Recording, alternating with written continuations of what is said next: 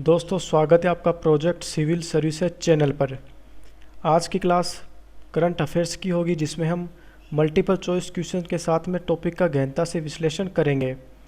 आप हमें टेलीग्राम के चैनल पर फॉलो कर सकते हो। इसके साथ साथ फेसबुक पर भी प्रोजेक्ट सिविल सर्विसेज नाम से पेज बना हुआ है, जहाँ पर आप डेली अपडेट प्राप्त कर सकते हो।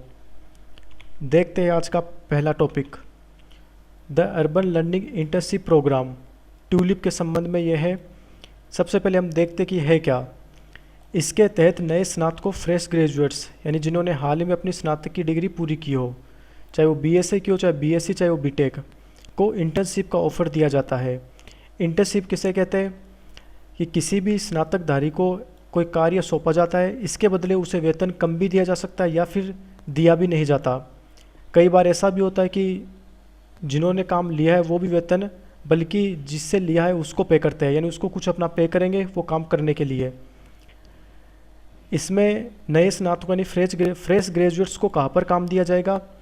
जितनी भी अर्बन लोकल बॉडीज है, शहरी स्थानीय निकाय है, नगर पालिका, नगर पंचायत, ये सभी शहरी स्थानीय निकाय होते हैं, या फिर स्मार्ट सिटी में फ्रेश ग्रेजुएट्स को मौका मिलेगा कुछ काम करने का, जिनसे उनको कुछ सीखने का मौका मिलेगा। इसके साथ साथ सबसे बड़ा फ़ायदा ये होगा कि उनकी कुशलता में वृद्धि होगी, यानी कुशलता आएगी उनको प्रशासन को चलाने की। स्थानीय निकाय में क्या प्रॉब्लम्स है, उनका क्या सॉल्यूशन है और किस तरह से मैनेजमेंट करना है, वो सब चीज़ें उनको पता चलेगी। स्मार्ट शहर को कैसे डेवलप किया गया है और उसमें क्या रिफॉर्म करने हैं, वो सब चीज़ें उस दौरान वो सीख पाएंगे। लेकिन ध्यान रखना, इंटर्नशिप के तहत में ये ज़रूरी नहीं कि उनको पूरा वेतन दिया जाए। कम भी वेतन दिया जा सकता है या वेतन नहीं भी दिया जा सकता है, या फिर ग्रेजुएट्स जो होते हैं उनसे वापस पैसे लिए भी जा सकते हैं। तो ये सब चीज़ें आपको ध्यान रखनी है। इसमें कुछ एलिजिबिलिटी भी तय की गई है, जिसमें यह कहा गया कि वह भारत का नागरिक होना चाहिए जिन्होंने अंतिम 18 महीनों में अपना स्नातक पूरा कर लिया हो। मतलब अगर आपने लास्ट 18 महीनों में अपना स्नातक पूरा किया तो आप इस ट्यूलिप योजना में पार्टिसिपेट कर सकते हो।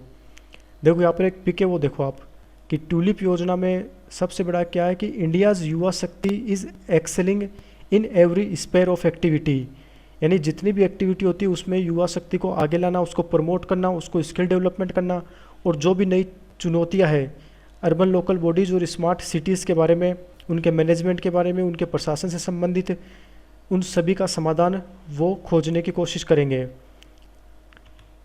इसमें कुछ और बातें वो और देख लेते हैं। ये पूरा प्रोग्राम जो ट्यूलिप प्रोग्राम है ये 8 सप्ताह से 1 साल तक चलेगा।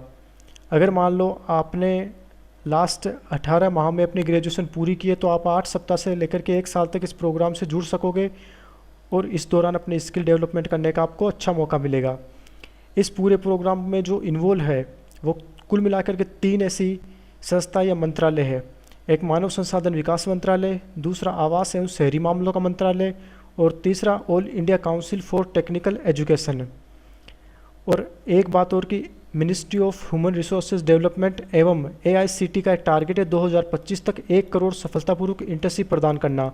तो इस टारगेट को पूरा करने में ट्यूलिप योजना बहुत ही लाभकारी साबित होगी, सरकार के लिए भी और नए स्नातकधारियों के लिए भी। अब देखते से संबंधित क्या क्वेश्चन बन सकता है प्रीलिम्स में। ट्यूलिप योजना से संबंधित निम्नलिखित कथनों पर हमें विचार करना है। सबसे पहले हमें यह देखना कि इसमें सत्य पूछा है या असत्य है। इसमें देखो सत्य कथन की पहचान हमें करनी है। अब देखते हैं पहला कथन। इसके तहत उन स्नातकों को इंटर्नशिप का ऑफर दिया जाएगा जिन्होंने अपनी स्नातक अंतिम 18 महीनों में संपन्न की है। ये एकदम ठीक बात है। हमने देखा था कि अंतिम 18 महीनों में जिन्होंने अपनी स्नातक पूरी की उनको ये ऑफर दिया जाएगा। इसके तहत इंटर्नशिप की 8 सप्ताह से 1 साल तक की समय अवधि निश्चित की गई है। तो ये भी स्टेटमेंट एकदम ठीक है, यानी पहला भी ठीक है और दूसरा भी ठीक है। तीसरा देखते हैं, यह मानव संसाधन विकास मंत्रालय का लक्ष्य 2025 तक 1 करोड़ सफलतापूर्वक इंटर्नशिप प्रदान करने को पूरा करेगा। यह भी एकदम ठीक है। तो इसमें तो सभी सही है, तो डी ऑप्शन सही होगा, उपरोक्त सभी।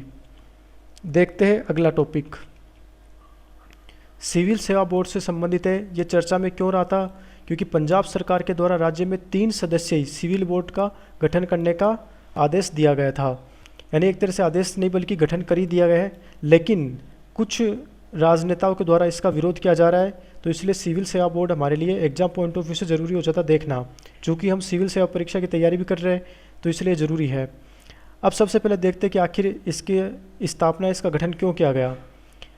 इसका कारण ये है कि भारतीय प्रशासनिक सेवा अधिकारियों के स्थानांतरण यानी ट्रांसफ़र तथा नियुक्तियों पर निर्णय लेने हेतु, यानी जो भी सिविल सर्विसेज से संबंधित आईएएस ऑफिसर होते हैं उनका ट्रांसफ़र होता है और उनको नियुक्ति दी जाती है, तो उस पर डिसीजन देने के लिए अलग से एक बोर्ड का गठन कर दिया गया है और उसका नाम क्या है, सिविल सेवा बोर्ड।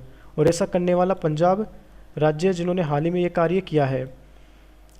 देखो ध्यान रखना कि 2013 में माननीय उच्चतम न्यायालय के द्वारा सरकारों को नौकरशाहों के स्थानांतरण तथा नियुक्ति पर विचार करने के लिए सिविल सेवा बोर्ड गठित करने का निर्देश दिया गया था।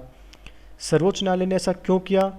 क्योंकि आपको पता होगा कि नौकरशाही को राजनीतिक हस्तक्षेप से अलग करना एक बहुत बड़ी चुनौती है।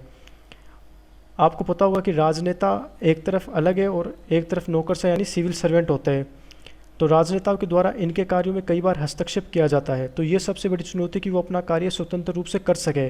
इसी को ध्यान में रखते हुए माननीय उच्चतम न्यायालय ने 2013 में ऐसे निर्देश दिए थे, गाइडलाइन दी गई थी कि आप एक काम कीजिए, सिविल सेवा बोर्ड का गठन कीजिए, वो उनके ट्रांसफ़र और नियुक्ति के लिए जिम्मेदार रहेगा।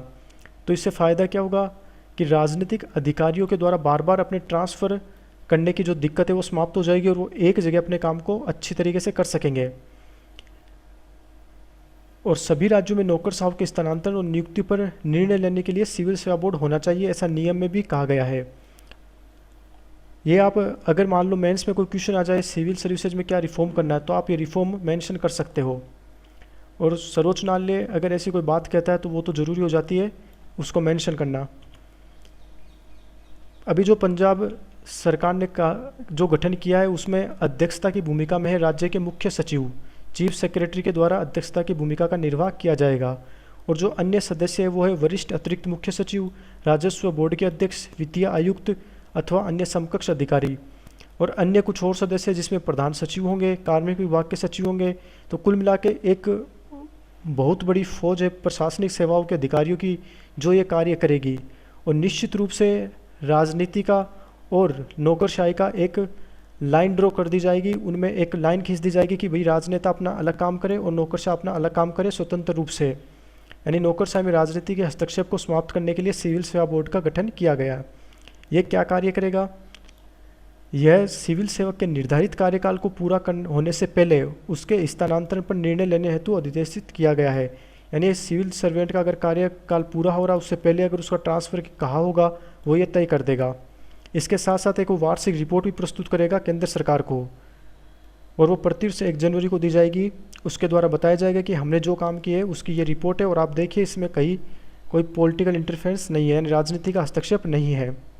और ये एक बात ज़रूर ध्यान रखना कि वार्षिक रिपोर्ट प्रस्तुत करना अनिवार्य है। ऐसा नहीं कि आपने इस वर्ष नहीं दी और अगले वर्ष दे दी, लेकिन ऐसा नहीं होगा, प्रत्येक 1 जनवरी को आपको रिपोर्ट देनी होगी। अब देखते इससे संबंधित MCQ।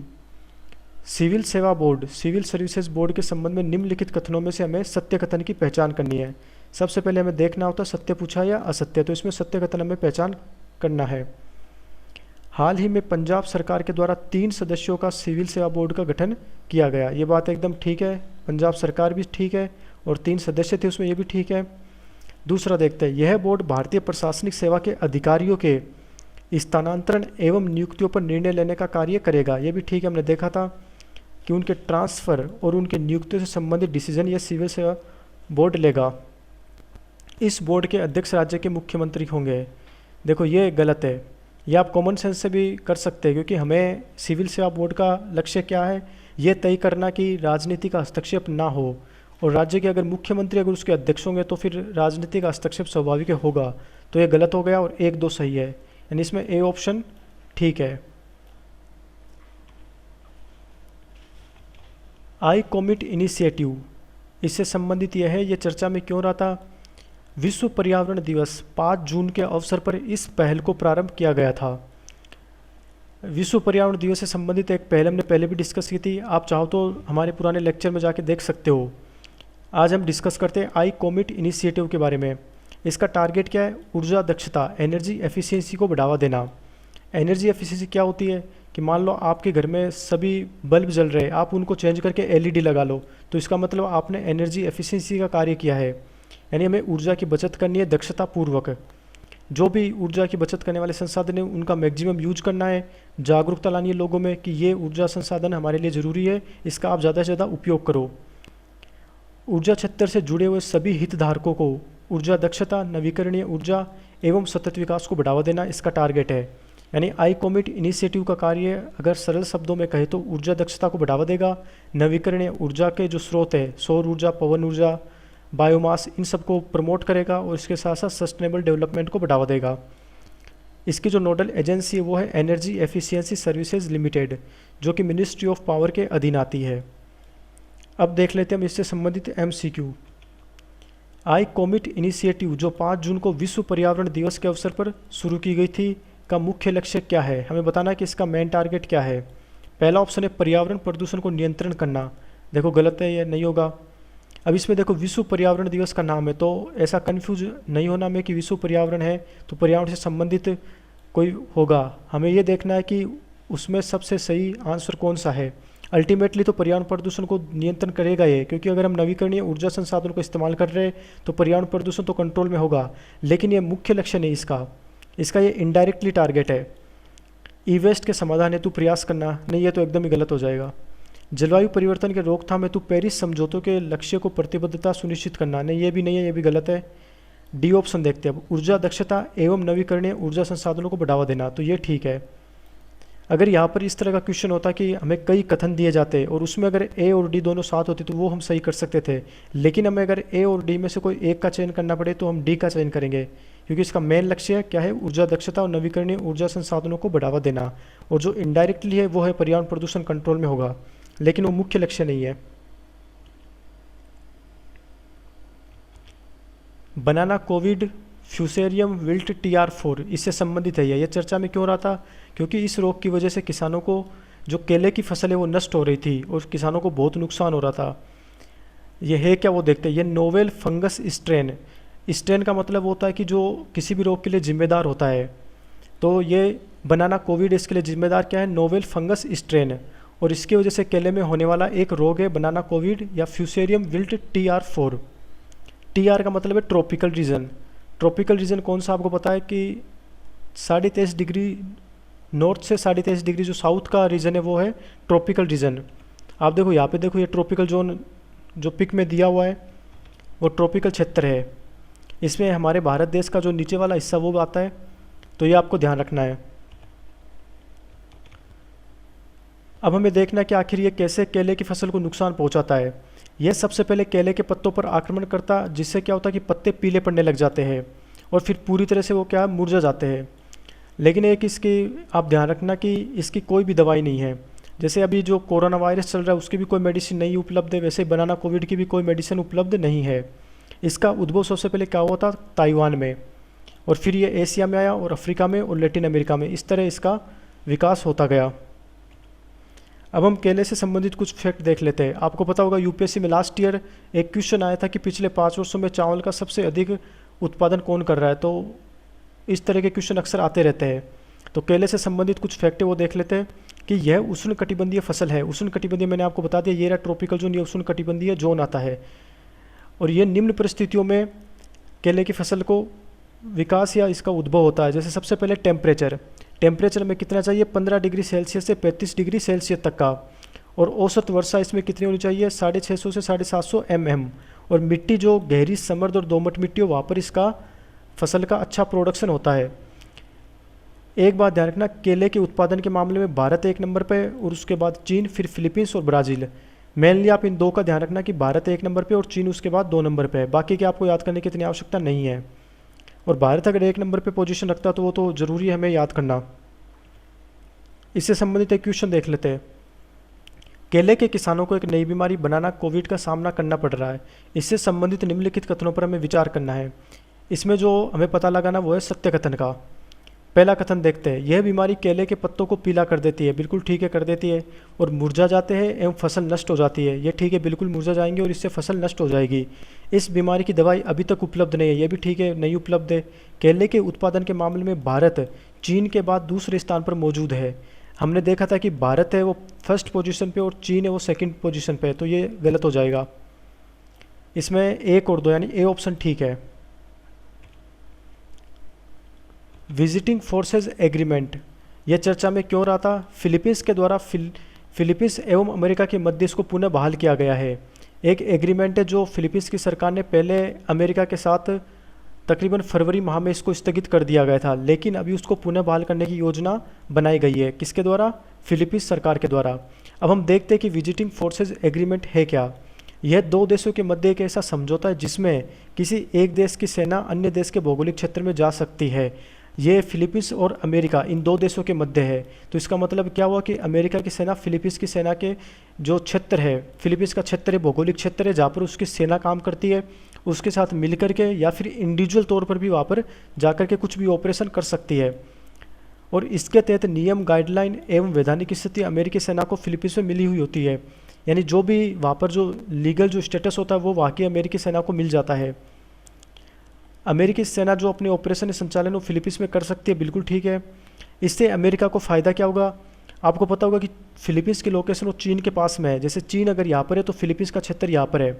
तो अगर अमेरिका की सेना और फिलीपींस सरकार के बीच में विजिटिंग फोर्सेज एग्रीमेंट है तो इसका मतलब क्या हुआ कि अमेरिका की सेना फिलीपींस के भौगोलिक क्षेत्र में जाकर के ऑपरेशन का संचालन कर सकेगी। तो इसका फ़ायदा ये होगा कि चीन के आसपास देशों में अमेरिका का वर्चस्व कायम रहेगा, जिससे अगर बाई चांस युद्ध की स्थिति हो जाए तो अमेरिका की स्थिति लीड में रहेगी। वो चाइना को आराम से काउंटर कर सकेगा अन्य देशों की मदद से।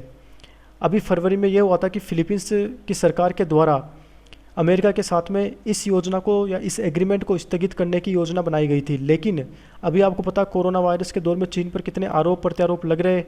वो सही है गलत है वो बाद की बात है, लेकिन अभी फ़िलहाल चीन को अलग थलग करने की नीति अपनाई जा रही है। तो उसी को ध्यान में रखते हुए फिलीपींस ने वापस अमेरिका के मध्य यह समझौता बहाल करने की योजना बनाई है। तो ध्यान रखना, विजिटिंग फोर्सेज एग्रीमेंट फिलिप्स और अमेरिका के मध्य अभी पुनः बहाल किया गया था। अब देखते से संबंधित एक क्वेश्चन। चर्चा में रहने वाला विजिटिंग फोर्सेज एग्रीमेंट के संबंध में निम्नलिखित कथनों में से हमें असत्य कथन की पहचान करनी है। देखो यहाँ पर गौर करो, असत्य कथन पूछा है। यह समझौता फिलीपींस के द्वारा अमेरिका के लिए पुनः बहाल किया गया, एकदम ठीक बात है। इसके तहत एक देश की सेना अन्य देश में ऑपरेशन संचालन कर सकती है।